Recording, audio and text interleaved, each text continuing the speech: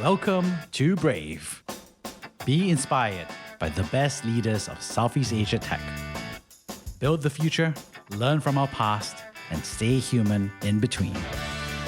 I'm Jeremy Au, a VC, founder, and father.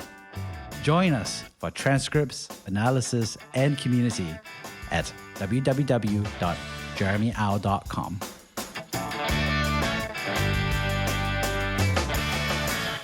Hey, Grace. Good to have you on the show. Hi, Jeremy. Well, it's an honor to be here. Thanks for having me.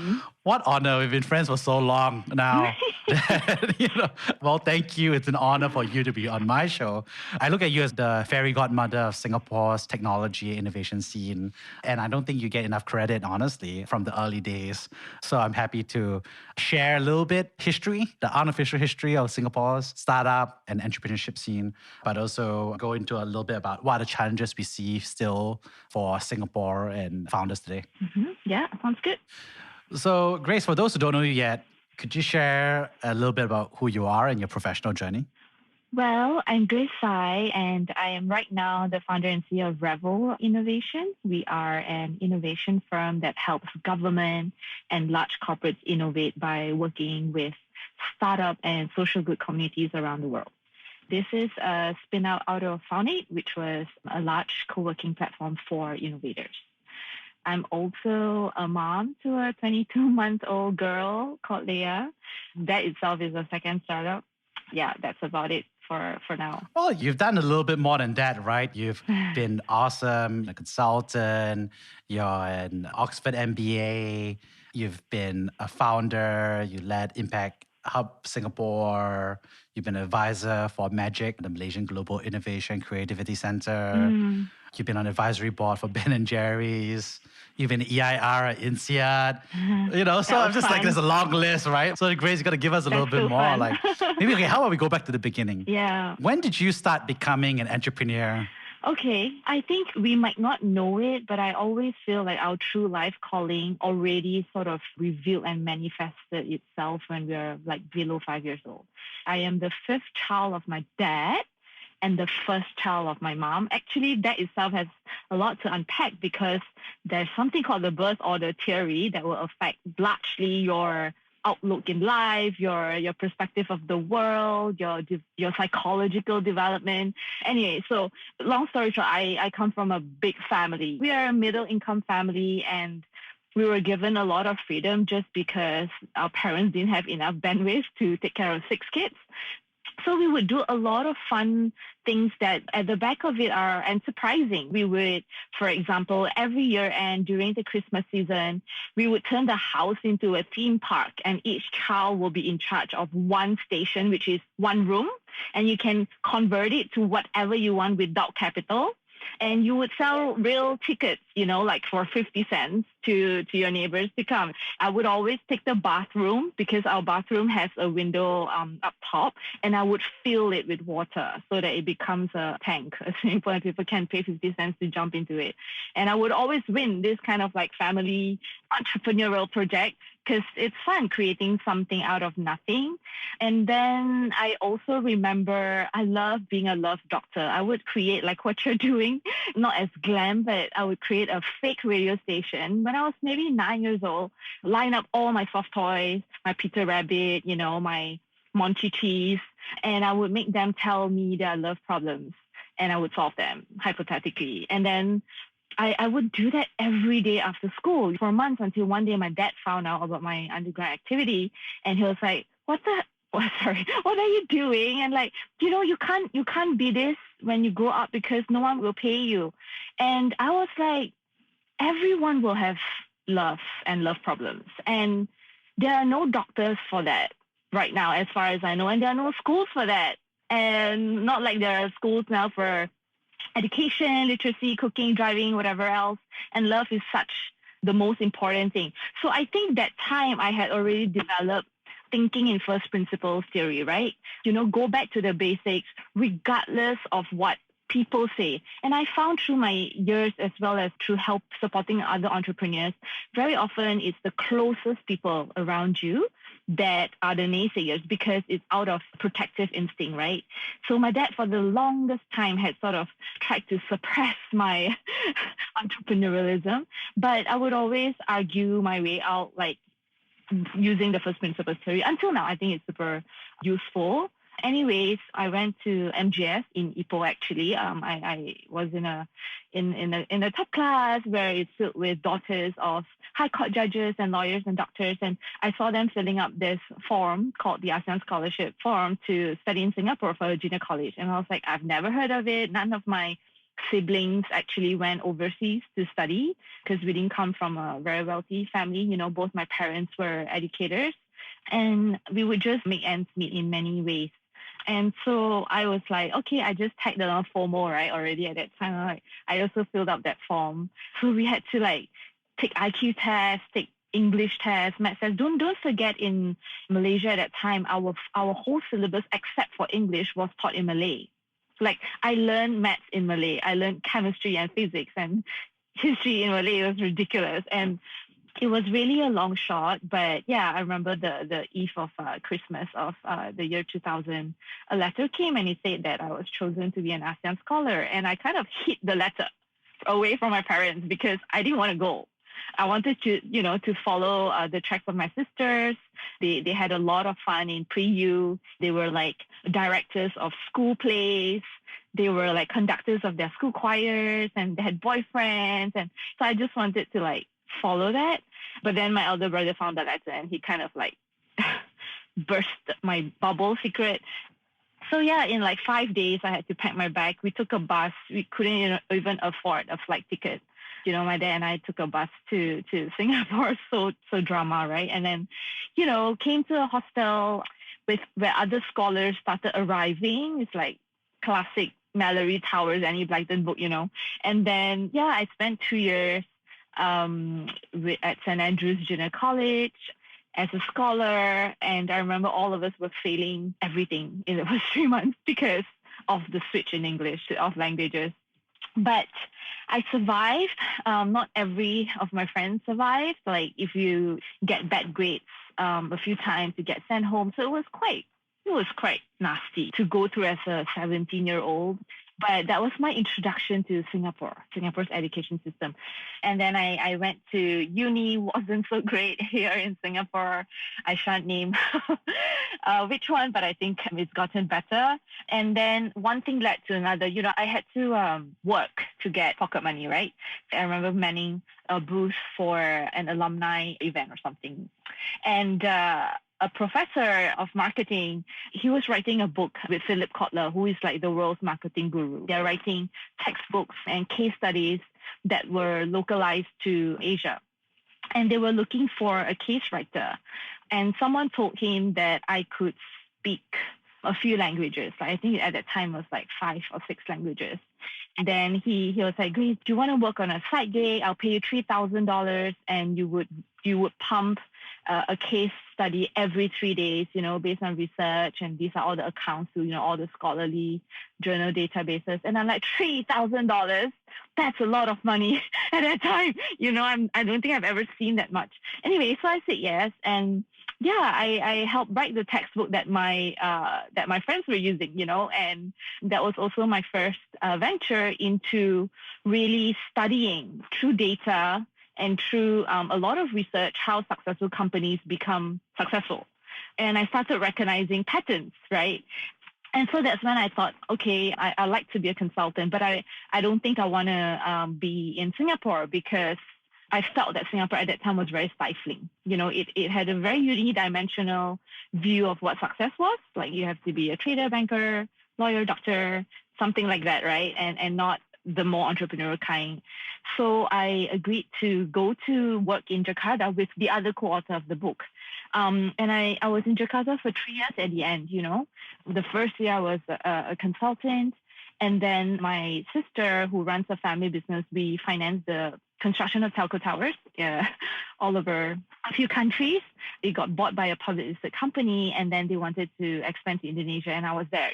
So my sister was like, okay, you have enough connections, you kind of speak the language, can you set up our office there? And then I agreed, and I worked for her basically for a year. And then what happened was, and this is really a pivotal point, and I think a lot of young people go through this moment as well, perhaps without realizing, but I have what psychiatrists would call a quarter life crisis. I'm 24, and I was seriously depressed because I feel like, what am I doing with my life?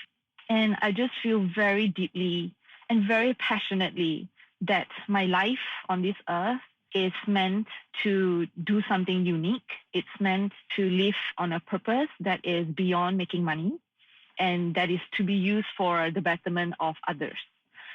It was just a voice. It was just a hunch, and I wasn't a charitable person per se, but I embraced it. I actually dreamt that I started a library with 342 bedrooms as well as a library for like homeless children. It was so strange. Like, it was very vivid. Anyways, I woke up, I drew it out. I still have the drawing, and I started contacting people, because as a consultant, you make a lot of friends, right? And, in 3 weeks, I had 4,000 books in my apartment. I'm like, I haven't even prepared warehousing facilities. We were indexing books. We were like, we set up a team.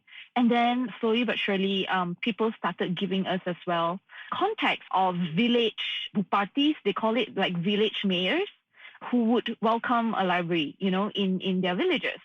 And this marked the next 2 years of my life, where every minute I have, every weekend, because I was still working for my sister, we would go to a village, very like deep inside a jungle, 8 hours from an airport.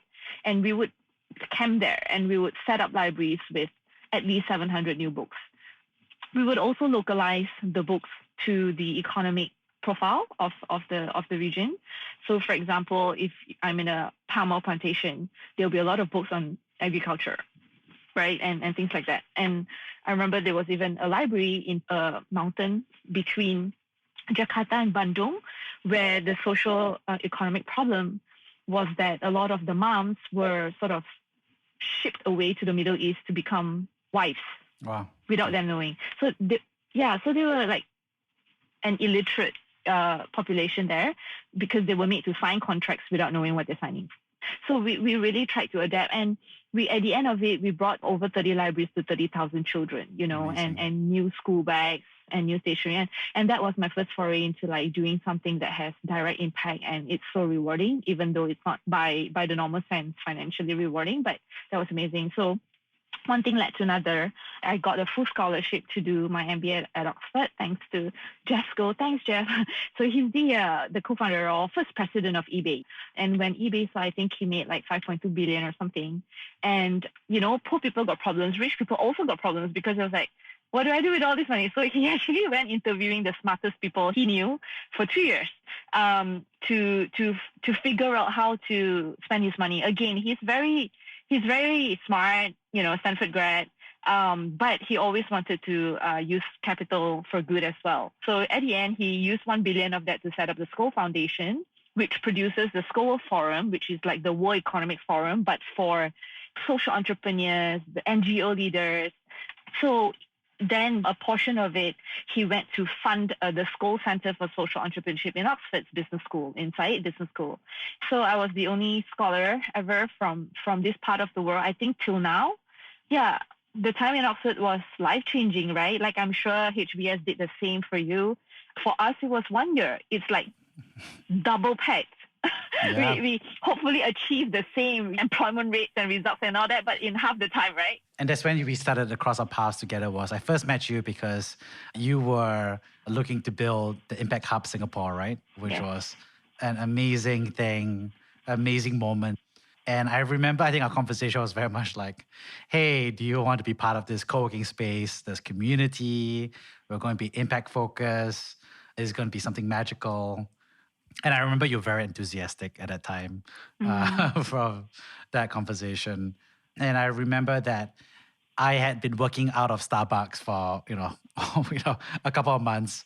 And after that, I was working out of the pantry of Kelvin Chu from Eden Strategy Institute. Yeah. When you came to me, I was like, oh, for sure, I'll definitely want to join. And I somehow ended up becoming a founding member. So I was like, the first 10 members to join? You started Conjung already, right? At that time, 2012. Yeah, I was running Conjung at that time. And I remember us moving into the space together. So that was an interesting time. Yep. Tell us more about founding, at the time it was called Impact Hub Singapore. Tell us how you went about founding it. Yeah, so it's really, part of the Oxford story, right? Because there I was exposed to literally kings, queens, the Malalas and Desmond Tutus of the world. And I feel like, oh my goodness, these are not unachievable versions of myself. These are literally people who is having dinner with me, who have dedicated their lives to change the world in a way that they know how. So when I spent a few months in Silicon Valley and working for Jeff's Foundation, a friend was telling me, hey, there's this new concept called the Hub down on Market Street in San Francisco. And I think it's so you should check it out. So I stepped into that building. It was 20,000 square feet in the old San Francisco Chronicle factory. It was amazing. The energy, it's filled with people who are using business and technology to change the world. And I contacted them and I found out that there was no hub in Asia. So that's when I came back. I worked for a couple of months to line my pockets a little bit. And then I spent 9 months basically having 400 coffee chats. You were one of them, possibly, right? And just to find out if something like that was needed. I didn't want to do something that people didn't want. So I really had 400 coffee chats and I had money enough for 7 months of not earning salary. And then, it's always like that, right? It always takes longer than you think. So at 7 months, I had nothing yet but those coffee chats. I had no building, no team, no investor, nothing. And I was like, at that time, do I want to stop? Do I want to continue? By that time, I was super convinced that Singapore needed a place and a community where the smartest people come together and mingle and share and build shit together. And I sort of continued, but I had no more money. I literally have enough to buy a few meals left. So I was like, how do I make money? And I told my mom to make 30 fruitcakes and I sold it for $100 each. So it lasted me for 2 more months and there everything happened, right? It's that path of momentum where things are slow and then boom, everything fell into place. So yeah, we had the Red Building in partnership with the National Youth Council. And, we opened our doors to the 50 founding members. And then very quickly, we became 400 members in 2 years or something. And then we were packed. It was only a 4,000 square feet space.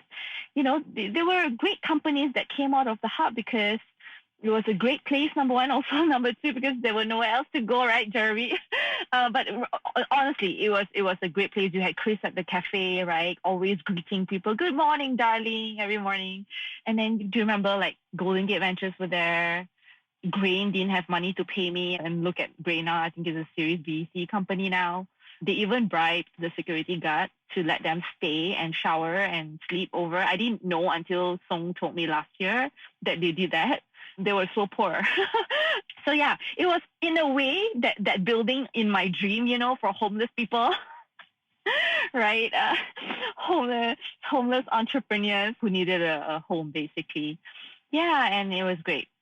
Those were magical years. Yeah, so it was interesting, right? Because in retrospect, so many great companies came out of that space, right? So we talked about it, obviously Jungle Ventures, Golden Gate Ventures, Tech in Asia, Glints, Grain, Conjunct Consulting. There was actually a lot of other impact ventures too. A lot of impact ventures as well. Yeah. So Jackie Hawking and a whole bunch of other different folks, right, that were just there.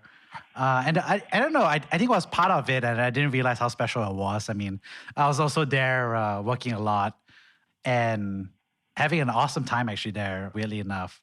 And I think it's interesting because I remember at a time, none of us really called ourselves founders because it was still a very weird term at that time, right? So it was still looked down upon. Yeah, exactly. If you call yourself a founder, everyone was just like, oh, this is a shady company, right? Yeah. Yeah. So we were calling ourselves CEO or president, of our 1-man, 2-man, 3-man teams, just to feel like, we had standing. So when you look at that time, obviously, when we were at that National Youth Council and with the help of obviously the government sponsorships and everything. What do you think made that community special back then? I think we were all marginalized in a way, by at that time what was still the primary definition of success. We were fighting so hard to educate people through the media, educate our parents that being an entrepreneur is the future or could be one viable career path where you don't need to starve and die of hunger or something. And we were fighting against the norm.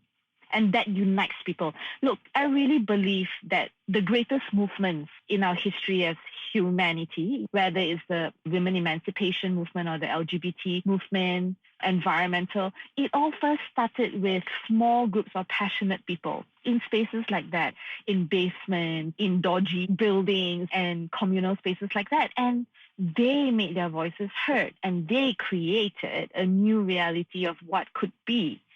And I think that united us because at that time, it wasn't, startup in Singapore was not celebrated like it is today, right? In fact, at that time, I remember the government had or attempted but failed a few times. Do you remember? Like 2009 to 2012, there were a couple of attempts. And therefore, I think what we all wanted to do was we are the people that you're making the policies for, right? We have a voice. We are physically proximate. We stand for something, come and listen to us, right? That's why at the Hub, we were like having 20, 30 events a month. Almost every night there was something. For 4 years, it was like that. That's why my team and I were all burnt out, right? Because there was so much going on that was just beyond building a company, And it was so exciting. We knew we were at the nexus of change per se, right? And for me, I was living in Tiong Bahru at that time. And I remember they were like kids who would set up lemonade stands and sell lemonades for like $1-2, right, for pocket money. And you know what? I literally cried when I saw that. They were adults, right, locals who would complain to the NEA because these children did not have the proper license to sell drinks. I'm like, that was so fundamental to me because you are muting the creativity of children at that age. How can you ask them to be entrepreneurial and creative when they grow up, when the economy needs them? So when you mute people's creativity like that, you mute everything else as well. So that upsetted me a lot. And I knew that if we want to really create a path for entrepreneurs to be celebrated and not misunderstood, we need to change it systemically by just doing things and being successful. Wow. I never saw it that way, right? Because I think for me at the end of the day, I was a consumer at that time. I was coming back from the States and just, I remember walking into that new office space, on day one. And I was like, oh, Grace is under control, right? So, you think it was like crazy and abundant. I was like, this is great. I told all my friends about it. I walked in on day one and I was like, oh, this is awesome. It's way better than Starbucks and, kitchen tables. And I was very happy as a consumer, obviously, of the space. It's interesting because you talk about that hardship and the marginalization from your perspective. And I laugh because now that I'm older, I also see that for myself, right? Because I now have empathy for what you were going through. Because I always saw you as the boss, right? Of the place. And at the time, I wasn't seeing you as a founder who was like going through the tough times in terms of cash flow and getting a voice and getting your foot into the door and burnout as well. Yeah. And I think secondly, of course, I concur with you. I think there's a huge amount of like, at that time, nobody was fans of the word entrepreneur, founder. So it was a very weird thing to be doing at that time. And I still remember like hanging out with Song, who continues to be a great friend of mine till today and at Grain. And, he was building 10-cent movement and a bunch of different things, design. And one day he was like, hey, Jeremy, I want to do this thing called Fit Fuel. Can you like evaluate these different glass mason jars? And then I was like saying, okay, this mason jar is too hipster. This one is more like, not hipster enough. This is just right. And also I think it was a beautiful amount of serendipity, right? That happened in that group, right? It was like that cluster where, we're all busy doing our own stuff, but we could collide with each other and do something amazing. Yeah, and one of our first members, Rebecca, she told me once, and she summed it up so nicely because people were asking her what made the hub so magical at that time, and we were trying to recreate it at scale, right? And she said that in that space, everyone had each other's backs. We wanted each other to succeed, even without saying so. And that was the magic. You come in, that people are there to help you. Yeah. And I don't know where else in Singapore people feel like that anymore today. Yeah, I think there's a truth there, right? Because I think at the end of the day, what the Impact Hub Singapore brought was you, right? And the team that you brought that had that sense of mission. And I think that cascaded to the rest of the whole community where all of us saw ourselves as impact creators at a key level and kind of like looked at it as a co-working space, honestly, second to the community that we were getting and the connections we got to make and help each other along the way. So, things have changed since then because, one interesting that we've seen is that entrepreneurship has, to some extent, stopped being marginalized. And it's, I think, a little bit more mainstream. Maybe in some areas, it may even be cool, right? So how do you feel about that transition? Because you've been part of that transition because you've been out there advocating, talking about failure. You've been there advocating about entrepreneurship. You've been there talking about mission and impact as well. And I've heard you speak multiple times on that in a very compelling way. So I think to some extent, the fruit of your work and other people like you is kind of starting to bear fruit. What do you think about that trend? Well, right now, definitely the ecosystem has expanded in magnitudes that you can't really name everybody now in the ecosystem. In the past, we used to know everybody. I think that's great. I think this providing a new playbook for young people to stand for themselves and to create something that they want to build in the world, that's always good. And we always need more of that. I think where it can be better is always to insert the reflective piece, right, back to the ecosystem. What are we building this for, right? Why are we doing this? Why are we taking personal, professional, financial risk? At the end of the day, what will all these achieve? I feel that now, it's a game of the next round of funding, the valuation of the next round. VCs incentivized to balloon up each round. You're a VC too, sorry. But I am too, right? But so I know the rules of the game, the good and the bad, and it starts from there. And the name of the game is such. And sometimes round after round, there are a substantial number of companies that are truly creating value. But there are also others that are just shifting value around. And that is not so great because not only does it distract or sort of, channel capital, but more importantly, talent away from more deserving companies and founders and causes. So I would just say that I think what we have going on in Southeast Asia in general is great. What is it, 14, 16 unicorns now? How many jobs created? But I would go back to, Gojek's original purpose. It was a social enterprise in the beginning. Grab's original purpose. It was to make transportation safe for women in Malaysia. All these original purposes, can it find a place in the world of elevated valuations and venture capital funding and SPACs and all that?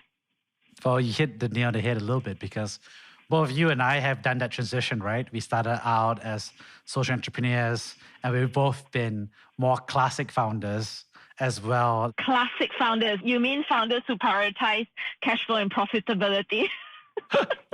It's called the brutal reality of a P&L statement, right? But also choosing to build a second one or third one in a different way. Just, at least for me, compare and see what the difference is as well. But, we've seen actually quite a few folks do that same transition, right? There's a lot of folks from the Impact Hub Singapore that started out as social entrepreneurs and now they're in venture capital, running a classic tech-backed startup.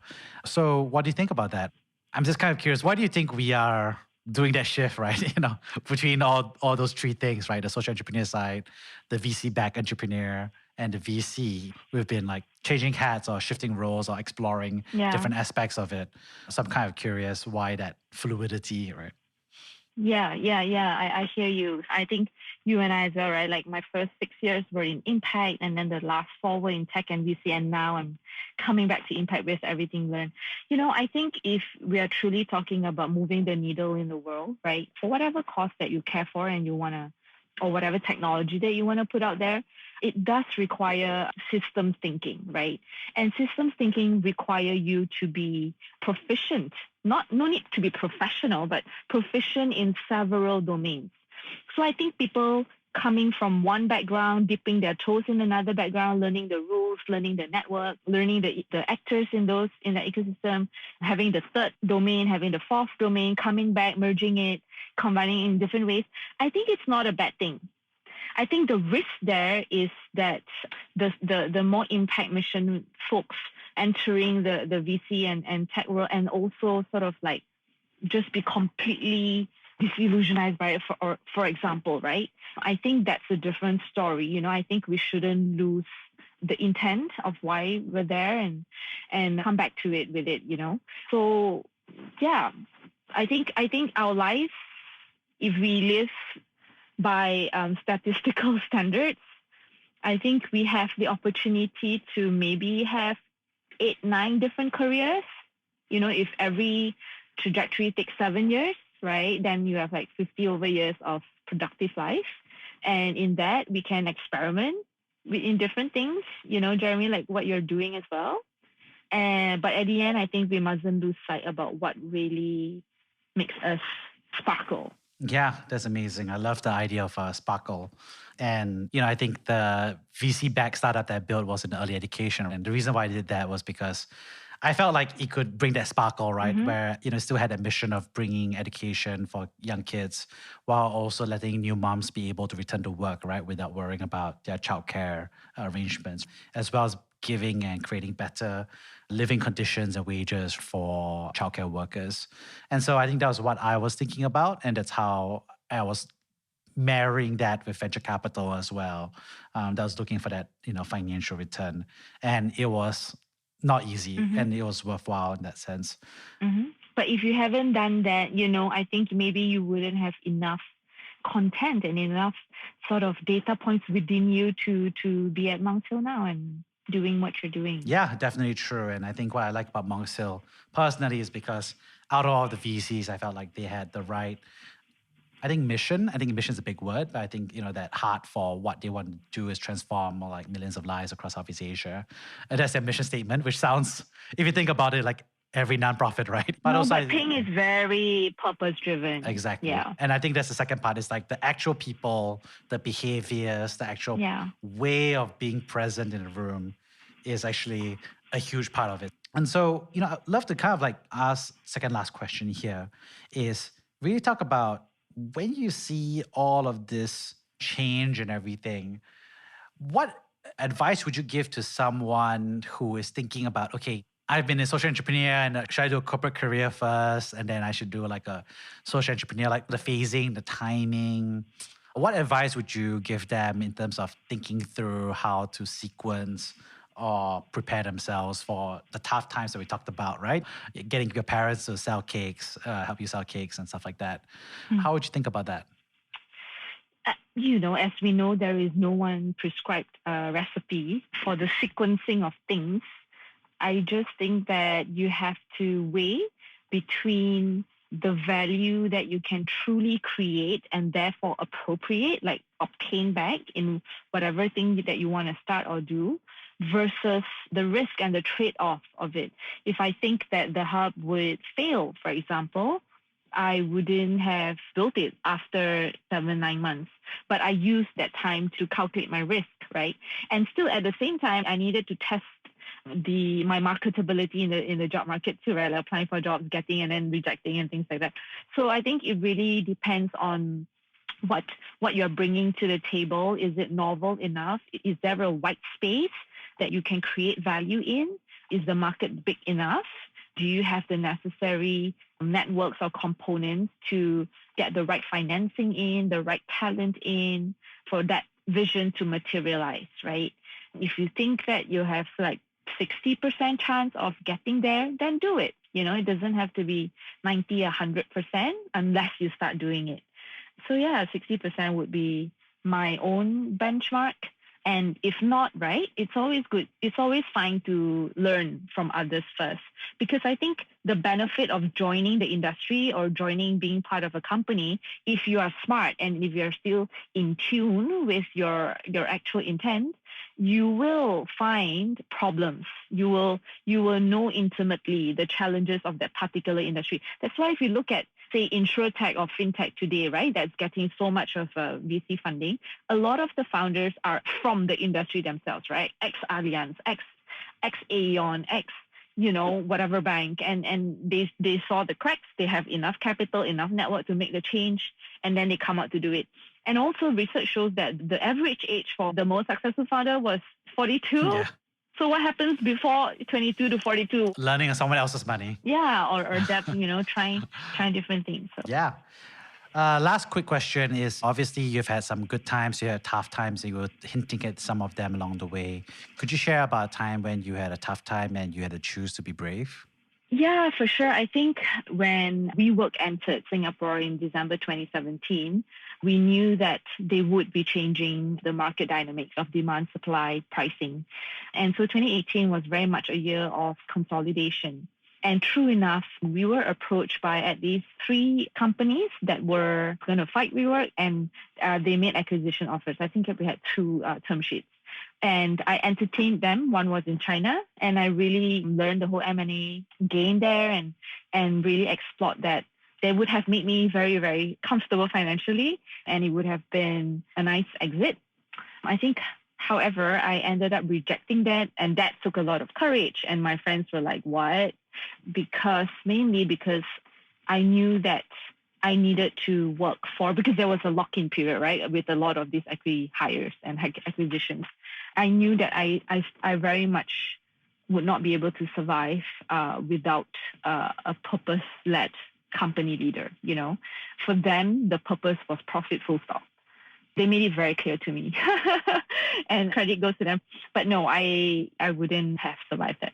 Wow, Grace, I respect that decision a lot because that's a tough one to walk away from. And I'm not sure if I would have been measured up to you in that decision. No, but you see, at the end, it ended up okay too. I still had an exit. I still could hold on to my values. I still could build the stuff that I want to. And now I'm free to do my next thing, for the next 10 years. Yeah, that's amazing. Wow, thank you so much, Grace. Well, I want to thank you so much for coming on the show. And obviously, I want to kind of as usual, paraphrase the 3 biggest themes that I saw from the podcast. The first is thank you so much for sharing about your entrepreneurial childhood and your professional journey. It was an absolute blast hearing about you being a love doctor, as well as charging your relatives for the activities and how you started out as an entrepreneur back then. But also, I think a lot of the lucky breaks in that sense, but also the opportunities you took to work hard and leverage to get there. The scholarship wasn't just you being lucky and you being chosen, but also you taking the bravery to write it in and to actually even apply and raise your hand, right? And that's something that's amazing and really inspiring. And I hope my daughter also learns one day. I think I'll show her this podcast to be a good role model for her. Oh, thank you. The second thing, of course, thank you so much for sharing your the window into that special moment that we had, that bubble of time of memories at the Impact Hub Singapore of the Red Bus outside at the National Youth Council building. And I think it was just interesting, and I'd love to go deeper into one day how that small environment of, like you said, marginalized rejects who didn't dare call ourselves founders ended up founding a lot of really great, names that everybody knows today, right, within the technology world. And it's just interesting to see how we've gotten from point A to point B in terms of getting it mainstream, but also talking a little bit more about, how it's starting to shift till today and how to be aware of that.